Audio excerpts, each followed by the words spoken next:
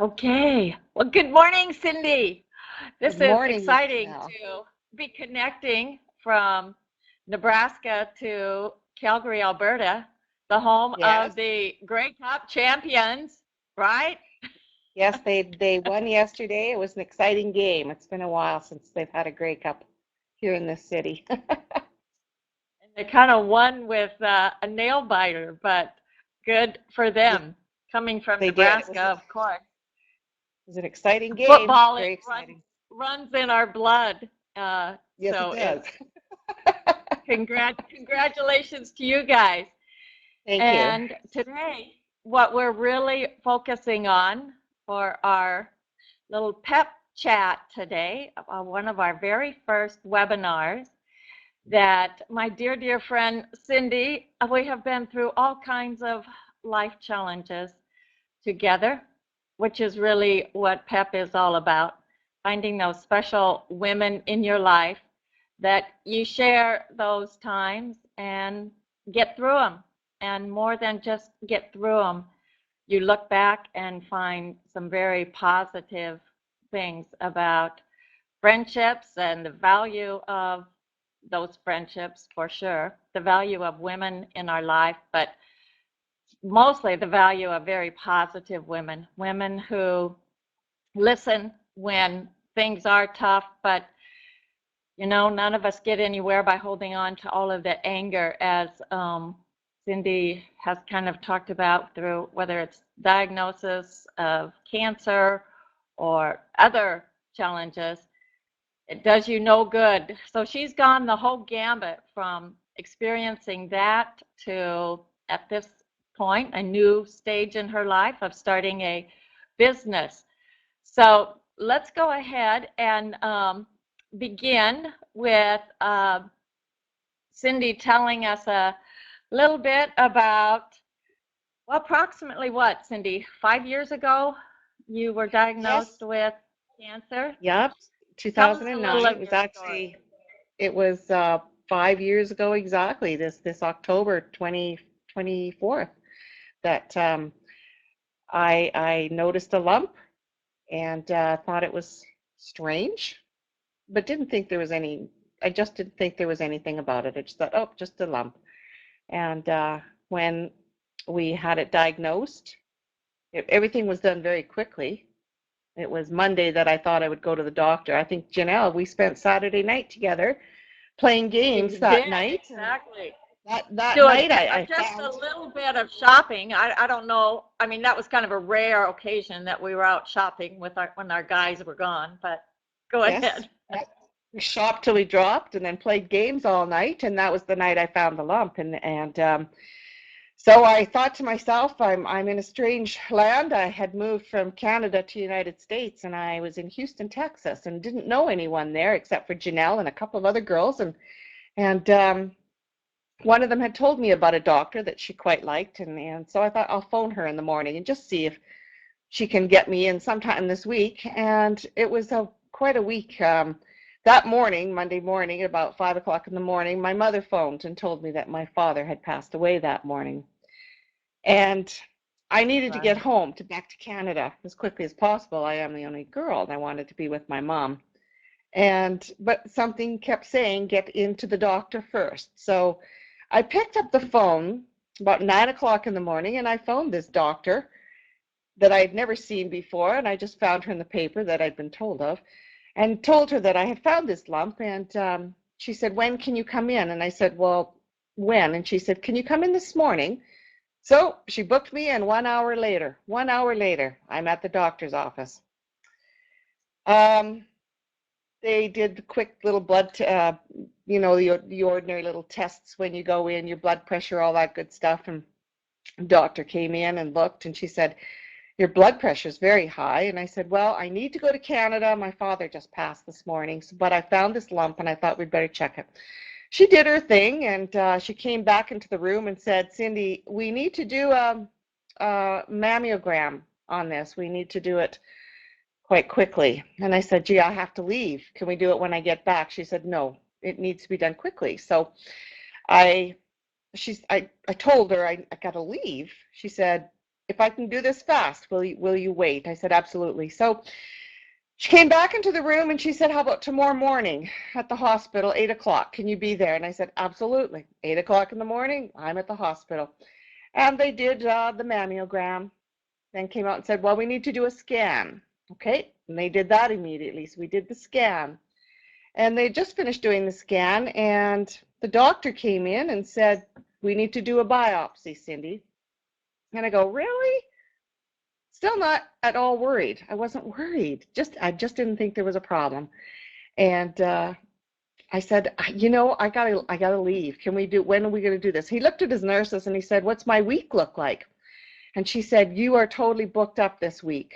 And I said, I'm gonna leave by tomorrow or the next day. And he looks at me and said, do you want the truth? And I said, yes, I'm fine. And he said, Cindy, this is not good. This is not good. It needs to be done immediately. And I said, my father's just passed. I need to go. And he looked at his nurse and he said, what's the rest of my schedule look like today? And she said, doctor, you're totally booked. And he stood there for a moment just staring at me. And then he looked at the nurse and he said, cancel my next 2 appointments. We're doing it now. So he said, Cindy, go get a coffee and go get a coffee, come back in 1 hour and we'll do it. So I went for coffee. I just got in my car and I drove around and I phoned my girlfriend in Canada. And I said, you're not going to believe this, but something strange is happening. And I told her the story. And I said, don't say anything to anyone because I'm just a little, just don't say anything because I don't think it's anything. Well, lo and behold, did I know that friend in Calgary phoned my friend in Houston, which is you, and said, Cindy's at the Tomball Hospital and she needs help. She needs someone there. So Janelle packs herself up and brings her friend. So I go back to the hospital and I knew Janelle said, I'm coming for lunch. I'll be there at such and such time. So I said, okay, that's good. After I finish at the hospital, we'll meet for lunch. I go back in, they do this biopsy and it was horrible. This is some of the things I worry that I maybe say too much to people that have not experienced cancer and I didn't know what a biopsy was. I've just heard what a biopsy was. So I tend to not tell people what that all was like. They did a number of biopsies and then they started doing core biopsies. And then the doctor said to me, okay, we'll try and get these results done. And I said, okay, well, now that I'm going to leave probably for Canada tomorrow and I'll be back in about a week and a half. And he said, you cannot leave. He said, I'm telling you, I will do these as quickly as possible, these results, but please don't leave. He said, I'll try to have them done by Friday. This is Tuesday morning. And I said, oh my God, by Friday? And he said, I will do my best to rush this. I said, okay. So in the back of my mind, I'm thinking, do I wait? Do I go? So I go out of the hospital. I was crying. I was in pain. It hurt. And then I was now suddenly thinking, what is going on? And I walked to my car and I was crying so hard I couldn't see. And my phone rang and it was Janelle. And she said, where are you? And I go, I don't know. I'm in a hospital somewhere and I don't know where I am. And she said, I'm coming to get you. Try to tell me where you are. And I was crying. And I looked around me to see where was I? Because I'm in a new city.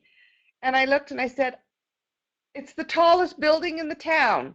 The hospital's the tallest building. And I heard Janelle say, I see it. I'll be there in 5 minutes. And she was. She rescued me that day and took me home. And they made arrangements to have someone stay with me because I was alone that week. My husband was not home. Trying to figure out what I'm going to do. And do you know, the next morning, 9 o'clock, my phone rang. And there was that first doctor.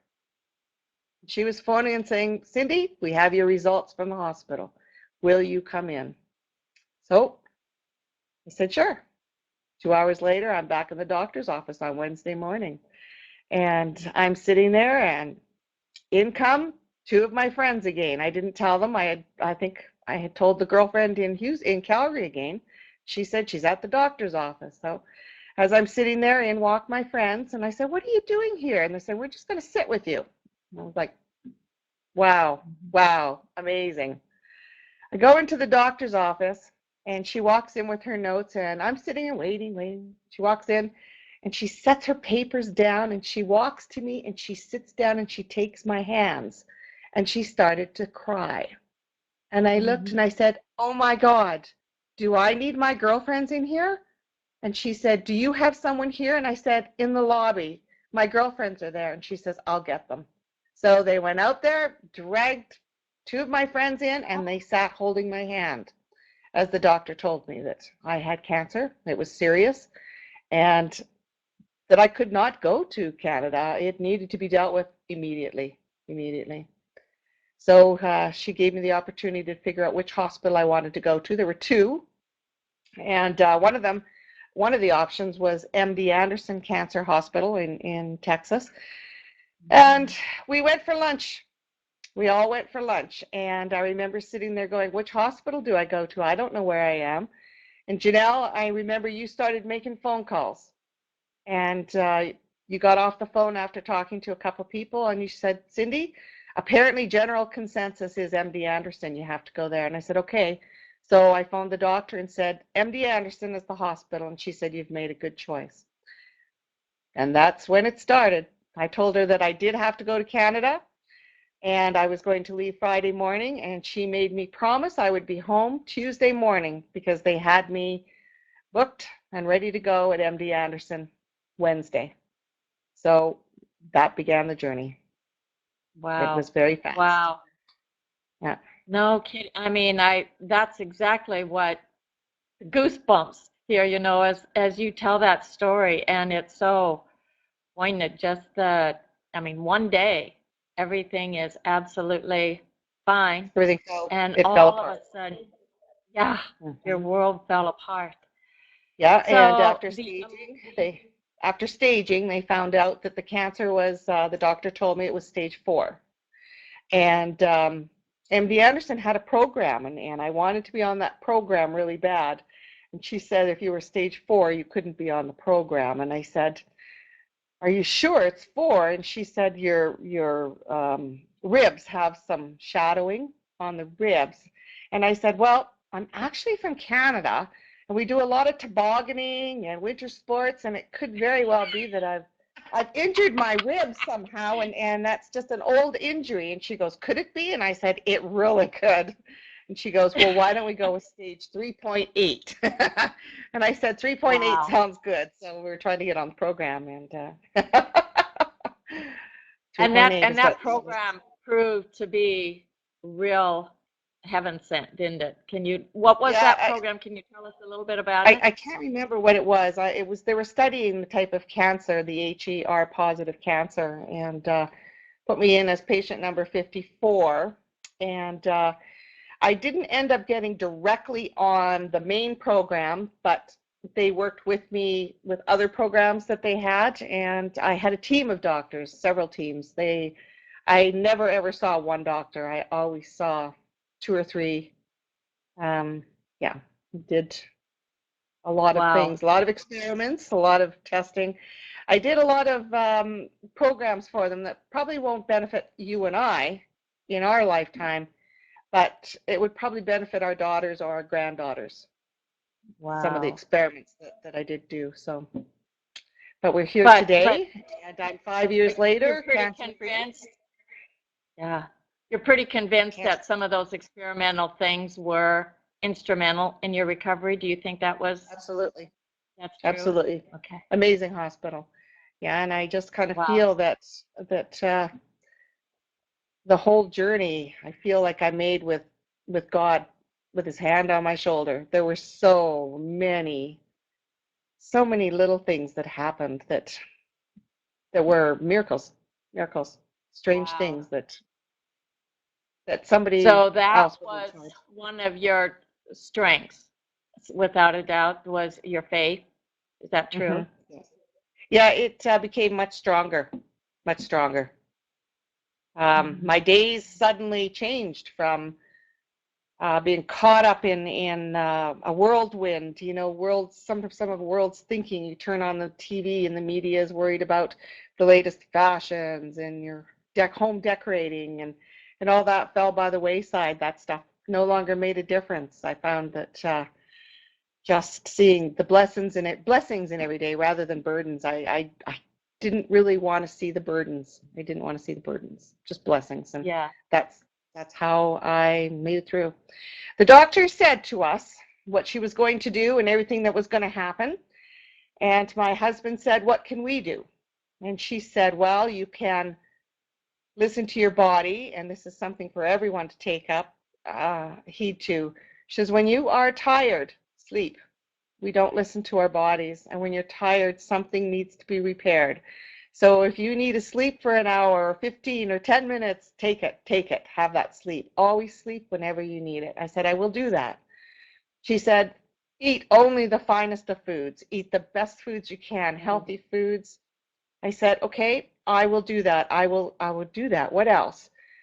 And she said, "Cindy, if you can't stay positive, doesn't matter what I do to you. If you aren't positive, it, no amount of medicine will work. So please be I said, "I can be positive. I will be positive." And I remember my husband saying, "What else? What else can we do?" And she kind of looked and she said, "Pray. Pray really hard." So that was my mission. That was my mission. Wow. Be positive, Oh, pray really hard. that's that's excellent. I mean, because I think a couple of things happen when you get that diagnosis. I mean, certainly you say, am I just at the mercy of the doctors and medicine? Which of course your faith said absolutely not. The doctor, that's somewhat maybe unusual in some circumstances, said, yeah, use that as a tool also. Don't stop praying. Don't just put it in the hands of us and medicine and our experimenting that we're doing. Pray. And then I think friends say, and what can we do? So some of hmm those things, how were the friends then maybe helpful in accomplishing those missions? You know, I wanted to go into a little ball, and I'm usually one of these people. I do things for other people, so it was very hard for me to let people in and let them do things for me. So I think the friends that were persistent, the ones that, you know what, they insisted. It was almost like they insisted. They were always knocking, they were always phoning, and they broke through the resistance of, "Oh, I can handle this. I'm strong. I can do this on my own." They were the ones that taught me, you know what? No, I need you guys. You guys are amazing. Friends did so many wonderful things. I remember one friend just dropping to her knees and Mm. crawling to me and holding me, just hugging me, just a silent hug. People were so amazing. People were amazing. They prayed, they made things for me, they took me places, they shawls. People started knitting me prayer shawls. I have probably 3 or 4 prayer shawls. I sleep with them. To this day, they're on the back of my chairs.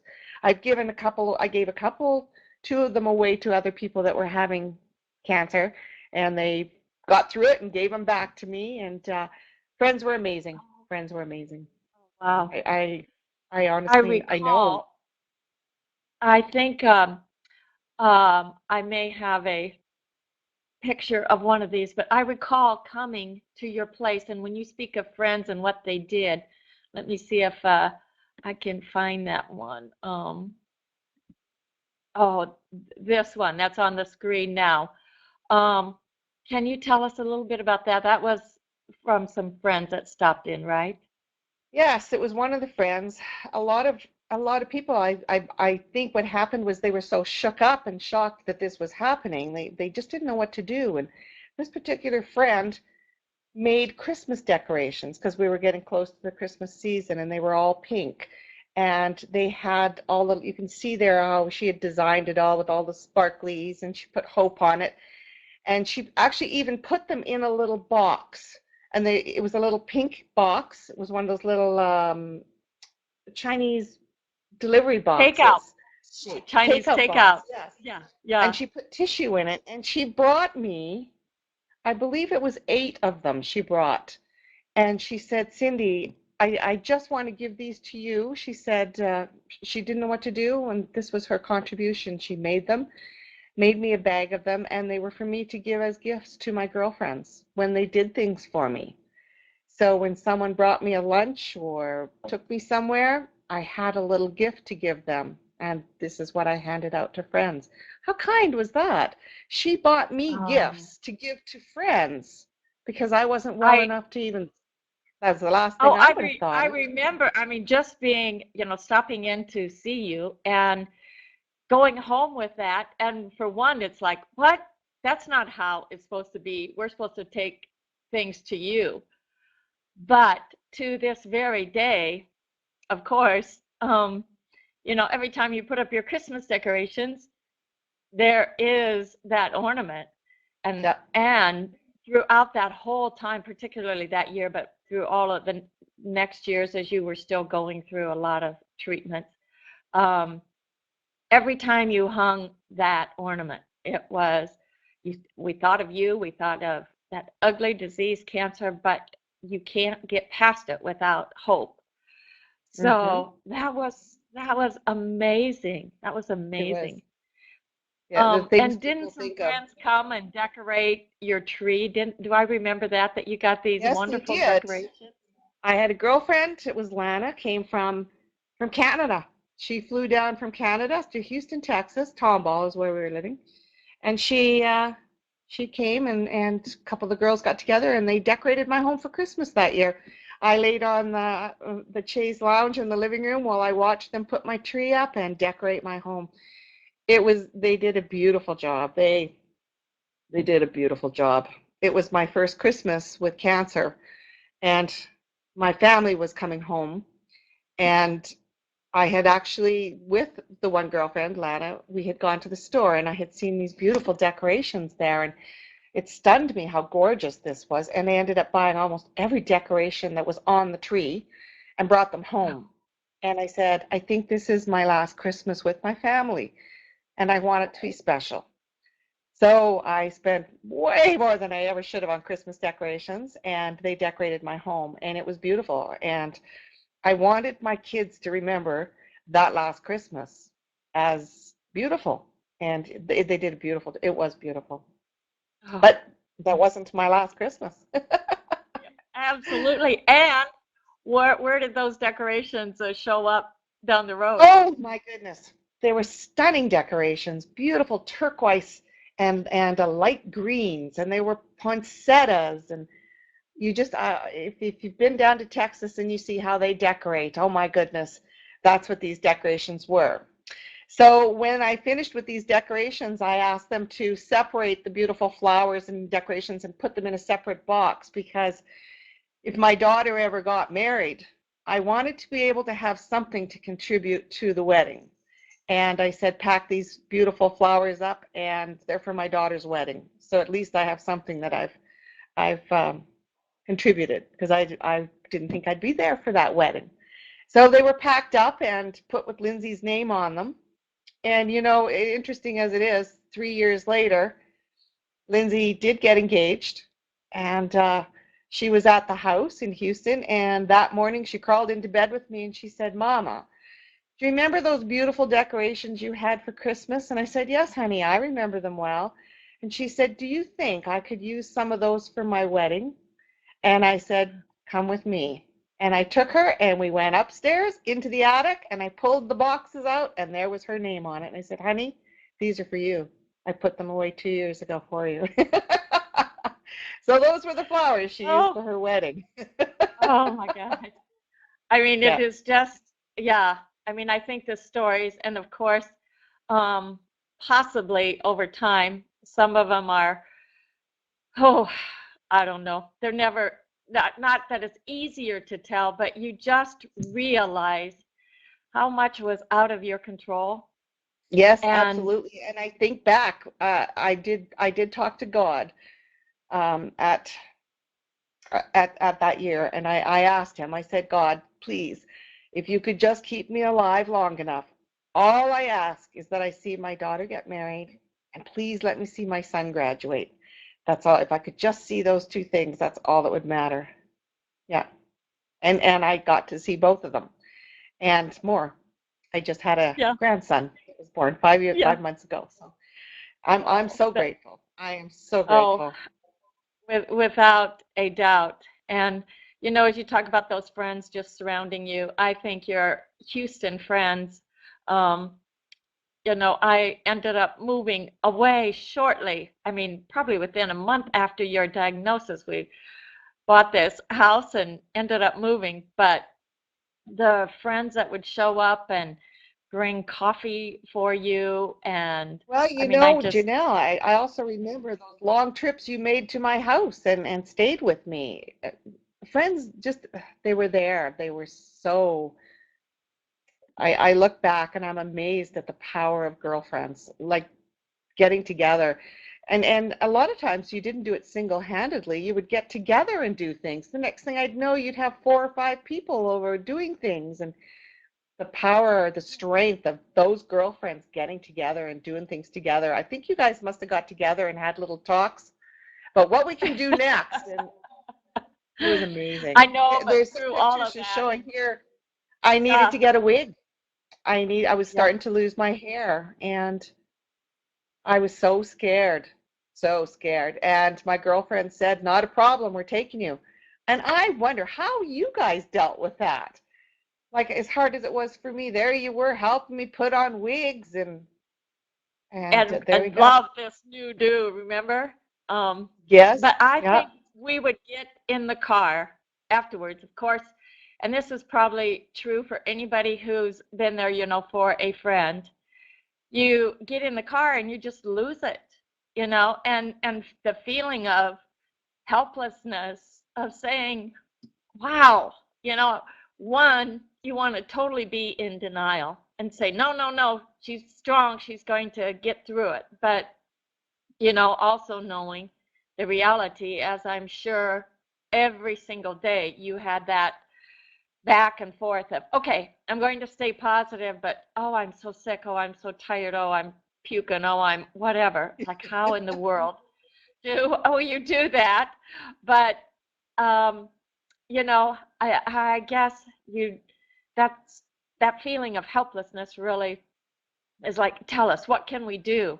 And I yes. think that's the last thing you want to do is tell your friends what to do when you're trying to do it. So hearing some of these things from you, Cindy, is just so helpful because um, I'm sure there's also things that people do that aren't so helpful. um, but these are, and I think as we did these, like, we would say, okay, well, let's get together. A bunch of them are in town. Let's get together. And but we were never sure if you were really feeling up to it or if that was pushing you too hard. Um, but yet, for selfishly, we want to create memories, and at the same time, it's like, oh, I don't know. Is she up to it, And Yeah. I remember this one, you had your new wig and you were going, eh, this is horrible. I'm never going to be able to wear this stupid thing. And I loved that little wig. After a while, it Yeah. became my favorite wig. And Yeah. yeah, I remember suddenly it was so perfect and the strange things that happen you don't know that you go through. I was wearing this wig and all of a sudden my husband said, it's not sitting properly. Something's wrong. And I said, I know, I don't know what's wrong with it. And it's just weird. So I took it to the wig shop and said, why is it looking so strange? And she goes, well, Cindy, it looks like it's been singed. She said, did you go in the oven with it? And I go, yeah, I remember getting my roast out of the oven. And she said, you can't go near heat. So what I had done was my wig had melted. So we had to look for another one of these little wigs. Very, very good little tidbit to share with anybody Yeah. with a wig, right? Oh, that's hilarious. But I think, and I believe this was one again of the earlier days saying, we're just bringing lunch to you. We know you don't feel Yes, like it, but absolutely you know, amazing. These girlfriends showed up at my house. They brought the entire lunch. And not only did they bring the entire lunch, if you look at that picture, they brought the placemats, the napkins, and the plates. oh, They brought the dishes. those beautiful little side plates, and they were just gorgeous. And you know, when they left them all on my counter. These beautiful Oh, plates.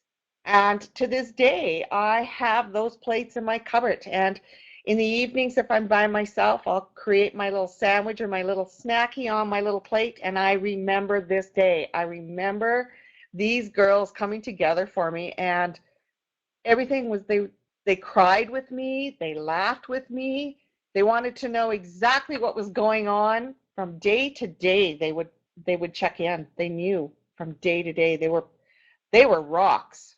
Man, they were rocks. oh, I was so that is fortunate. So fortunate. that's I mean that's just amazing. And probably I always think as you look back on it, um, and it's now 5 years later, to tell this story. There's a reason to tell the story. I mean, at the time going through it, it it seemed like it was never going to end. But as time has passed and as you are able to tell the story, we need to tell it because that does give hope. And we understand and realize that not everybody has the same outcome. And I'm sure sometimes you say, well, how was I so lucky? Um, you just were.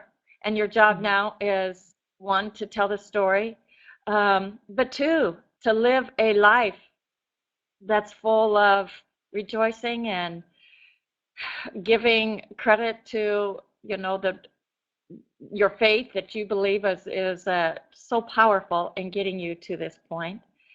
And then to say, now what? What from here? If I've been this lucky, now what do I do? Mhm. And how do you answer that? Well, I think I try to now tell people that are going through this, not just cancer persons. I speak to their families and tell them. They'll say she's stage 3, she's stage 4, and I look and go, don't worry. Just I was stage 4. There's hope. Never give up. Pray, trust. It's just be positive, and work through it. And I try to let people know. My goodness, if I made it, let's not give up hope. Let's not give up hope. Keep trying. Yeah, exactly. So through those times and following, once you got a little bit more on your feet, and what was your journey? Approximately how many years did you go through hell? I think it was a good 2.5 years that we went through all this. We did chemo, we did surgery, we did radiation, we did surgery again, and it was a long journey. It was a tough one. Um, I'd say probably 2.5 years before I was maybe back on my feet again. And I Yeah. don't know if even after that 2.5 years I was actually on my feet, because you have this fear. You have this fear Mm. that every day you wake up and you find another a mole or a lump, and you just think, oh my God, or you're not feeling good, or your bone hurts, and you think, oh my God, it's back, oh my gosh. And the fear is dealing with that is something one has to get over. And I still remember that one quote in the Bible one day. It just kind of happened one day. That verse came to me: fear not, do not fear. So I took that to heart, and I thought, you know what? Yeah, I'm going to let God take care of everything. I have no control over this. I'm going to learn not to be afraid and just plow forward. What comes, comes. And I'm not going to be afraid. I'm going to Oh, work through this. wow. Yeah. Well, and that those are words, but you did more than words, Cindy. You took a lot of action. I mean, action that even for a person who has every day that they are not dealing with that type of a diagnosis, you took the action to say, okay, and then what else? I'm here. I must have a purpose. Um, and you sought some passions. Can you share what some of those passions are since you've covered, I would say, and are on the other side of that long, tough journey? What are some of those Well, passions you share now? Well, I'm not sure what you mean. I started doing a lot of studying on ways to keep myself calm and relaxed, and working with essential oils and learning to massage and take time to breathe and relax. And um, I've moved forward in that way. I've just opened a spa here in Canada, and it's to try and tell people that you need to take a minute. Do you know when you go for a massage, have you ever noticed how you race to have your massage, and you get there and you quickly undress, and then you have this 1 hour relaxing massage, and you can't even stop relaxing because you're thinking it's going to end soon. And you jump up and you rush off to somewhere else. And I've opened a little spa to try to convince people to find your calm and hang on to it. Uh, Go and have that massage, but sit down, breathe, and relax and savor the moment afterwards. Take care of yourself.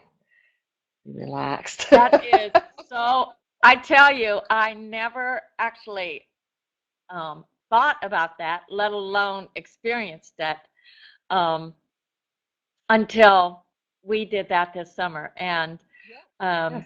I shared with Cindy a little bit earlier this year that all of a sudden, one day the question was posed to me about, when you really think about something that someone did, or when you really look back and just have the fondest memories, what comes to your mind?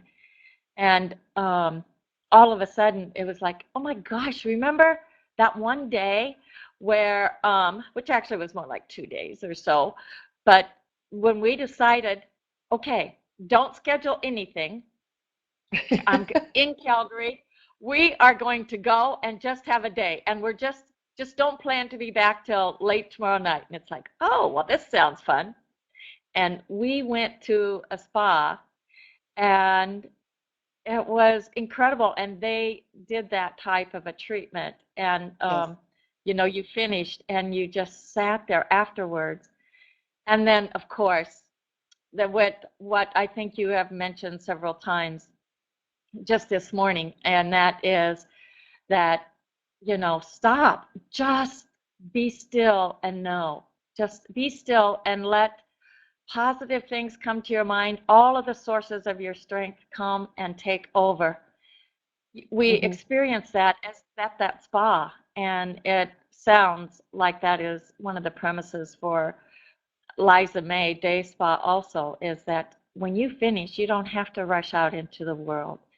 And if you don't allow all of the energy that you really have that is positive come to the surface, you don't capitalize on it. So basically, it's kind of wasted. But Take taking time time for with friends, yourself. yeah, yeah. Um, and I know, you do I mean, is it raindrops? Is Yes, that and the working essential oils? on reflexology, working with people. Um, uh, there's reflexology. There is massage therapy. There's a number of different. There's all kinds of treatments you can do to relax and calm yourself. And to each other, to your girlfriends. I love taking my girlfriends and just taking her hand and putting some lotion on it and just rubbing her hands and just spending time with not only just yourself being calm, but you can calm your friends as well. Well, and you were just sharing when we started that one of the things you like to do is to go to hospitals. Tell us a little bit about that. Well, I do this type of a raindrop. It's like a reflexology. I use my oils, and it's a great massage. And someone is in the hospital, someone I like to help people that are having cancer, and I will go to the hospital, or if they've just come home from a treatment and they're in their home, I like to go there and just spend time with them, put oils on their feet and rub their feet, just calm them, relax them. Nothing nicer than when you're in the hospital, have somebody come in and just relax you. Wow. And Wow. I so mean, I what a do nice really like to gift. do that. Yes. When you think about, well, take them flowers or a meal or whatever. I mean, that's all nice, but what Yes, it another is. little gift to give Yes, them. my gift is I like to go in for them and just take care of them for a while. I actually did it for a friend who was in a coma, and I went 4 nights in a row, and we didn't think she was going to make it. But this young girl, she did make it, and to this day, she tells me that she was in the coma, but she remembered her feet being done. She remembered someone touching her calmly, nicely. She remembers that day, and she was in a coma, but she remembered it. So it's a great gift. I like to do that for people. Oh, So if someone, even if someone will say to me, I have a friend that's in the hospital not doing well, would you mind? I don't mind in the least. Not in the least. I like to do that for people.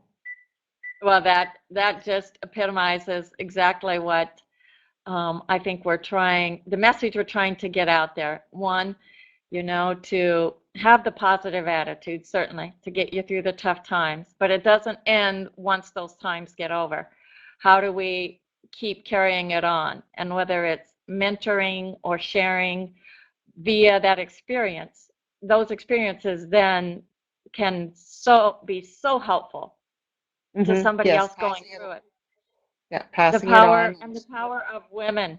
I mean, I believe that we just so totally can empower other women. And, this use of technology, as you and I are doing this morning, which we are very novice at this, as of course, I'm sure people can tell. But, hopefully more and more women will start to share. And luckily, we have this recorded so that we can have it on our PEP website, but also on the Eliza May Day Spa website so that people can hear it. I just think your words and your message this morning, Cindy, are so powerful. And I have had the joy of and sorrow of walking with you through that journey. But somehow you forget all of those things. And, so many little details that you brought up this morning are like, whoa, um, that, oh yeah, that was I the think, moment.